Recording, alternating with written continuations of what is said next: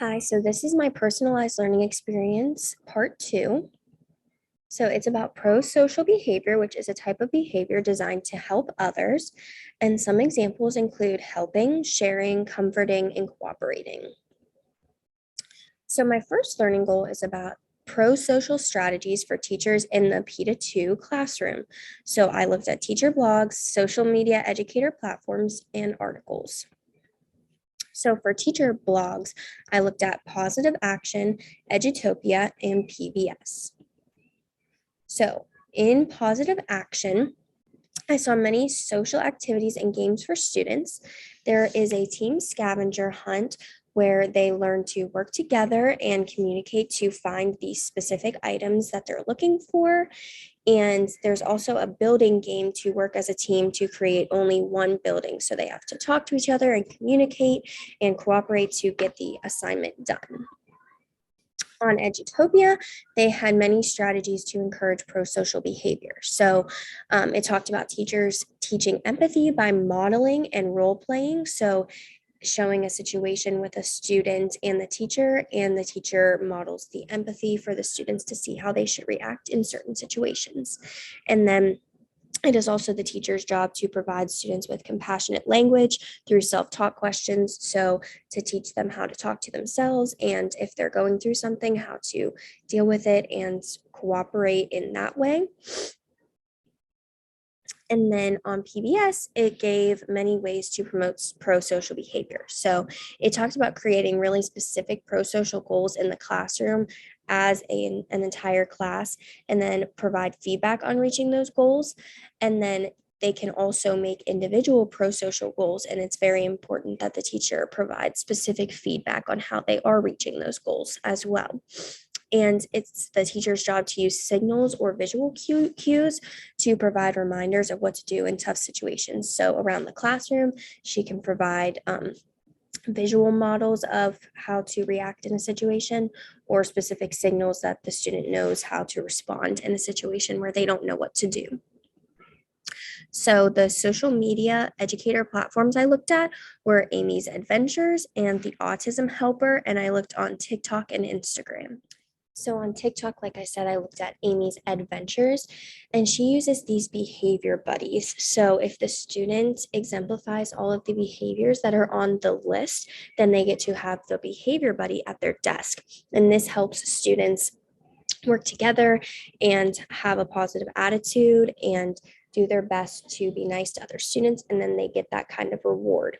And then for the decision making book, she uses What Should Danny Do? And it's about how he should react in a regular school day and how he should talk to other students, how he should talk to himself, how he needs to respond in tough situations. And then on Instagram, like I said, the Autism Helper. So it talked about benefiting the entire class. So there are cards for what to do when they don't know how to respond to someone or what to do in a tough situation. And the teacher can have pre-made ones where they know what to do, or they can kind of self-reflect and think on their own. And then they have bins that determine if a choice that they made is good or a not so great choice, and they can see what the better choice would have been. So that helps students in tough situations as well. And then the behavior reflection sheets help the students to understand what they did wrong when dealing with a friend or what they did to someone else's property, for example, and what made them make that choice. And then they can self reflect on that as well. So the articles I looked at for this are Helping Teachers Become More Pro-Social, Tips for Teachers, and the Impact of a Classroom Calm Down Corner in a Primary Classroom. So the article Helping Teachers Become More Pro-Social, Tips for Teachers includes many techniques for teachers to promote pro-social behavior in the classroom. So there are conflict resolution games and sports. So it allows them to cooperate with others, and it encourages them to resolve conflicts that may occur during those games. And then there's also body relaxation and imaginative strategies to help the student. So it allows them to focus on themselves and they close their eyes, think about a specific place, and the teacher may also play music in the background to help get them in a space where they can really relax. The impact of a classroom calm down quarter in a primary classroom is the next article, and it talks a lot about mindfulness, so being really aware, and social emotional learning, so looking at their emotions of themselves and of other people and how to react in situations if they're feeling a certain way or if their friend may be feeling a certain way. And then a calm down corner allows them to take a step back and refocus and relax their mind and come back to a situation and reevaluate how they acted and how they should be acting in the present moment. So my second learning goal is pro-social strategies for families to implement at home. And then I also looked at teacher blogs, social media educator platforms, and articles as well.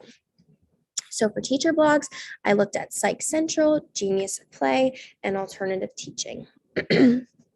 So on Psych Central, they provided many ways for parents to promote pro-social behaviors at home. So they recommended giving tasks to children and chores to help the family. So they're all cooperating, doing their own part, and then coming together so that the house runs smoothly. And then they also recommend that the parents read books about friendships and relationships to their students to see how they should react in certain situations or how to treat a friend if they're struggling with something or upset. And it also can teach them how to react in the home as well.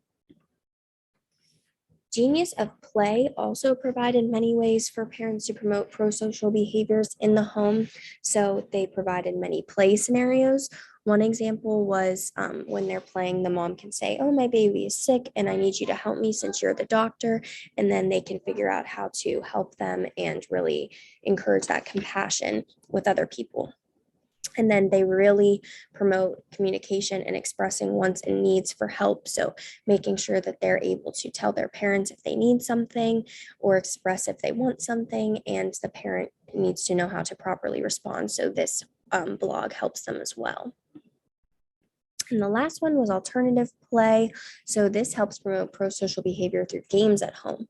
So they talked about allowing the P2 child to actually pick cards or roll the dice to involve them in games that the family may be playing. So it helps them to assist their families in the game and actually be very involved. And then they talked about many games that they can be involved in as well and actually participate in the game. So for example, they talked about the balloon game where everyone needs to keep the balloon up in the air, and that promotes teamwork with the family as well. For social media educator platforms, I looked at TikTok and Instagram with the A Plus Parent and Sleepy Planet Parenting. So on TikTok, the A Plus Parent talked about a hero helper chart. So having a visual representation of what the child is supposed to do in the home and their responsibilities, and kind of like a sticker chart to where they can see how much they did in the week and how much they helped. And that encourages positive reinforcement to want them to continue because they're really being a big helper in the house. And then on Instagram, I looked at the Sleepy Planet Parenting. So they talked about how parents should always ask for help in all areas in the home. So they said here, help is the magic word. So if a mom is cooking dinner, she should be asking her child to help in the dinner process in any way that they can, and that is appropriate for the child, to get them involved in the house and working together as a family. And then the articles I looked at were varieties of young children's pro-social behavior in Zambia, the role of cognitive ability, wealth, and inequality beliefs, and then caring about caring, what adults can do to promote young children's pro-social skills. So in the first article, it talked about techniques for parents to promote pro-social behavior. So they talked about cueing through asking questions. So the parent should say, "Oh, I really love a toy," and then pretend to accidentally break it and ask the child for help and comfort and see how the child responds. And this provides cueing and additional questions for the child to think about how they're responding and how they should change their behavior if they respond incorrectly. And then the last article talked about strategies for parents to promote pro-social behavior in the home. So it talked about coaching the child about how to express their feelings, so how they're expressing feelings to others, and also regulating their own emotions so that they can then help others, because if they don't regulate their own emotions, then they won't be able to properly help other people. And then they talked about how it's important for parents to talk about their own feelings to help the child learn how to respond to their feelings as well. So if the parent is expressing that they're upset or sad, they can talk about how they try to combat that and what they do in the process.